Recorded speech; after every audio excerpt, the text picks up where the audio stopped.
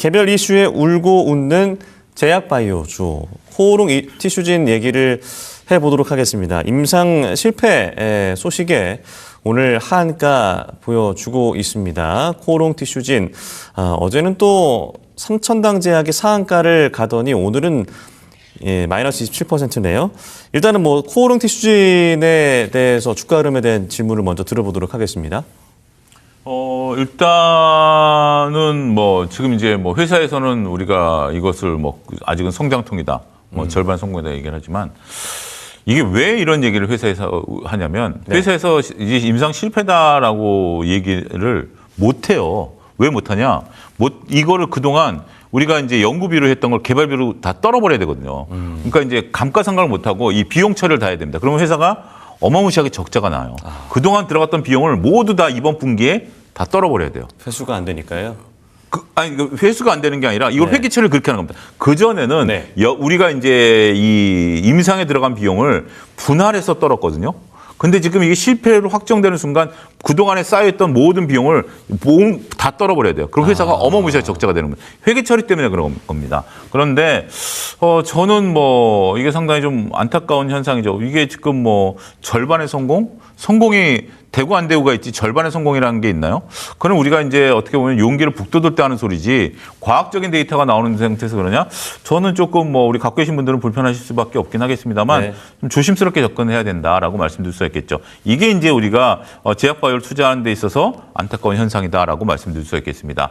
일단 지금 이제 리스크가 발생했고요. 많은 분들이 지금 팔기 위해서 잔량을 쌓아놓은 상태이기 때문에 희망의 어떤 회로를 돌리기에는 조금 조심스럽지 않을까. 그렇게 좀 말씀드릴 수 있겠습니다. 그럼 보유하고 계신 분들은 뭐 털어내는 게 좋다라는 털어낼 말씀이죠? 수가 없어서 문제인데요. 그렇죠. 이게 털어낼 수가 없어서 문제인데 일단은 조금 좀 조심스럽게 접근을 하셔야 되지 않을까 그렇게 말씀드리겠습니다. 네, 알겠습니다. 그리고 앞서 언급해드렸던 이 극한의 급등락 삼천당 제약 FDA의 승인은 아니지만 그 이전 단계의 승인 절차를 통과를 해서 어제는 상한가를 기록했습니다. 물론 이제 그 최근 몇 개월간 너무나 큰 하락을 보여줬던 삼천당 제약이었기 때문에 어제의 상한가가 좀 반가웠습니다만 어제 상승폭을 거의 다 내던지는 어떤 흐름이 나타나고 있네요. 조심스럽죠. 오늘 거래량이 지금 벌써 150만 주가 넘어선 상태입니다. 그래서 이거를 딛고 일어서기는 상당히 좀 어려운 것 같고요. 더군다나 이제 제약바이오 같은 경우는 우리가 이제 이렇게 코오롱 티슈진 이슈도 있고 투심이 이제 위축된 것 같아요. 그래서 재료를 보고 지금 버티면 되는 거 아니겠습니까?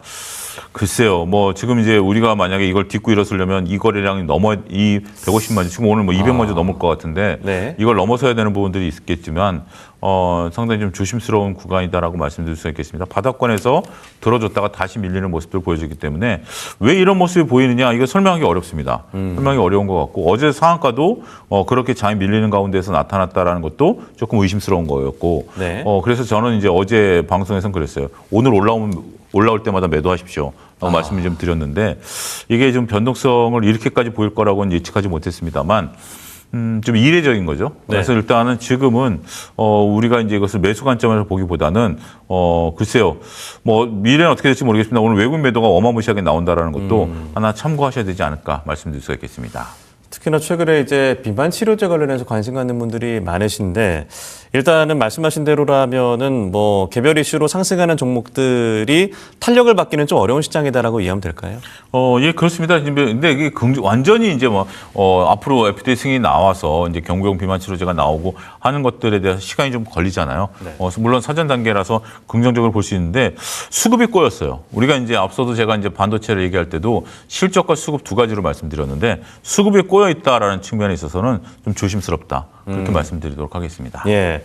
그렇다면 뭐 삼성바이오로직스도 참전을 한다라고 한다면 조금 더 기대감을 가질 수 있지 않을까 싶긴 한데요. 장기적으로는 좀 어떻게 보세요?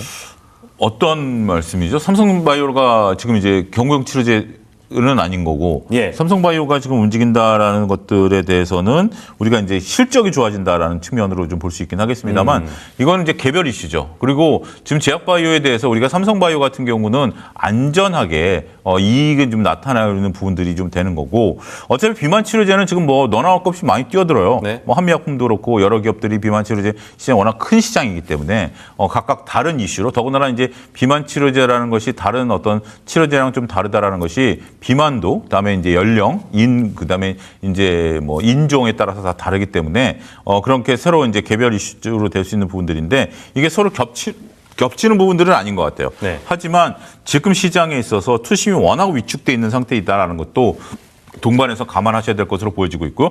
오늘 삼성바이오 같은 경우 올라가는 것들은 전체적으로 봤을 때는 뭐다?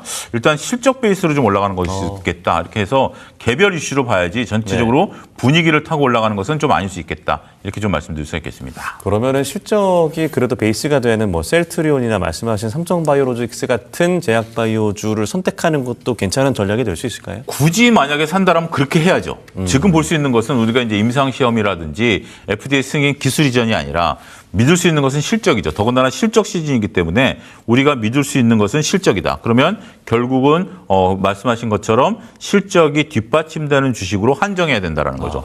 우리가 더군다나 실적 시즌이 아니면 네. 기술 이전이라든지 아니면 기대감 있는 주식은 움직일 수 있긴 하겠습니다만 실적 시즌에 나타난 특징은 뭐다? 결국은 오롯이 실적만 본다라는 것으로 국한해서 볼 필요가 있겠다. 이렇게 정리하겠습니다. 네, 알겠습니다. 이렇게 제약바이오주에 대한 이야기 나눠봤고요. 다음은 AI가 흔들릴 때 조용히 웃는 식품주 관련해서 사실은 뭐 그렇게 뜨거운 상승 흐름이라고 보기에는 오늘 작가님이 이제 선정하는데 좀 어려움을 좀 겪으셨는데 삼양식품뿐만 아니라 최근에 뭐 K푸드 수출에 대한 이야기 여러 가지 나오고 있기 때문에 요즘에 뭐 불닭볶음면이 엄청 인기가 많다고 해요. 어떻게 소장님은 좀 즐겨 드시나요? 저는 불닭볶음면 좀 매운 걸 못 먹어가지고. 너무 매워요.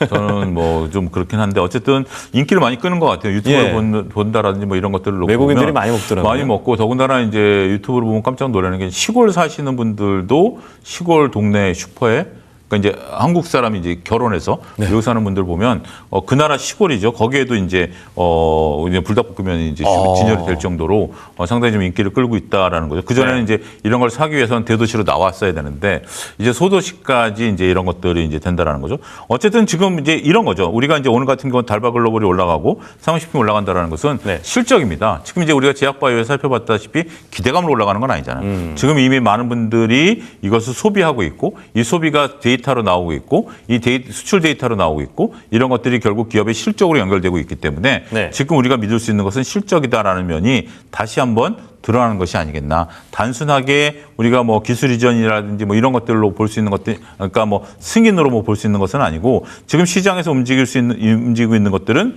결국은 이렇게 결국은 돌고 돌아서 실적 베이스로 움직이는 것이 아니겠나. 그렇게 좀 말씀드릴 수 있겠습니다. 네.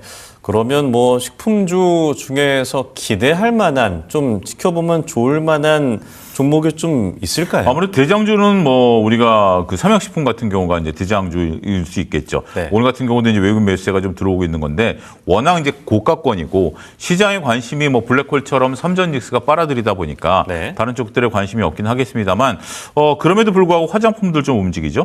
최근에 우리가 이제 카지노 같은 경우는 이제 비용 발생 부담 때문에 좀 떨어지긴 했습니다만 네. 우리가 소비주들은 실적이 잘 나올 것으로 보여집니다. 그래서 이번에 실적 시즌에 우리가 볼 수 있는 것은 범소비 관련주들은 관심 있게 볼 필요가 있지 않을까라고 했죠. 소비 관련주라면 식품들, 화장품 이런 것들, 뭐 백화점 이런 것들을 다 볼 수 있기 때문에 네. 우리가 식품주를 넘어서서 식품주에 국한하지 말고 범소비 관련주로 시야를 좀 넓혀서 보는 것도 좋은 전략이 될 수 있겠다. 저는 그렇게 말씀드릴 수가 있겠습니다. 그리고 최근에 좋은 주가를 보여줬던 백화점주도 이 반도체주가 꺾이면서 조정을 받는 어떤 국면이 접어든 것 같긴 하더라고요. 현대백화점 이런 것들은 엄청 잘 갔었는데 최근에 백화점주의 흐름들은 어떻게 좀 봐야 될까요? 저는 실적이 나오면 다시 한번 반등세를 좀 나타낼 것으로 보여집니다. 네. 오히려 현대백화점보다 저는 관심 있게 보는 것은 롯데쇼핑이고요. 롯데쇼핑 같은 경우는 우리가 전체적으로 봤을 때 우리가 그 하이마트, 우리가 뭐죠? 홈플러스. 홈플러스 예. 반사이익을 좀 볼 수 있는 부분들도 좀 보게 되는 것 같아요. 물론 이제 홈플러스가 이제 경영 정상화가 되는 것으로 보이긴 하지만 물리적인 네. 시간이 좀 있으니까 그래서 이제 오늘 같은 경우 롯데쇼핑 같은 경우 외국인들 매수세가 최근에 계속해서 잡히고 있거든요.